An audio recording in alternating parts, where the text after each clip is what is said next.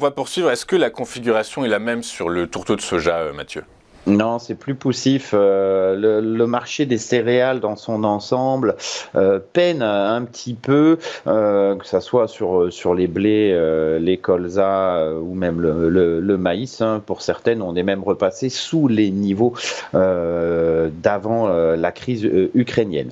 Le tourteau de soja, c'est pas tout à fait le cas. Il fait partie de ces céréales qui conservent d'une certaine façon réellement une force intrinsèque, hein. Les cours sont ces dernières semaines allaient marquer, allaient tenter de franchir la résistance aux alentours des 500. Ils n'y sont pas parvenus et une petite phase de consolidation s'est mise en place en direction des 444. 444, c'est un niveau que je trouve très pertinent. C'était un précédent sommet qui était devenu support à très court terme et qui l'est encore en maintenant.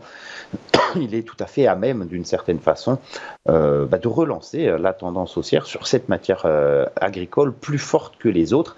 Et si effectivement on repart en tendance, eh bien ça sera pour déborder les 503 et aller chercher la zone de résistance majeure aux alentours des 540. Donc tant qu'on reste au-dessus de 400, 440, hein, 400, on peut avoir un petit peu de volatilité autour de ce niveau.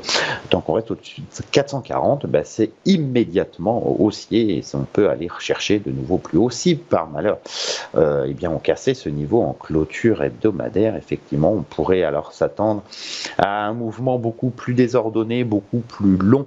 Il faudrait prendre le temps de reconstruire quelque chose, de retrouver des acheteurs et ça prendra du temps.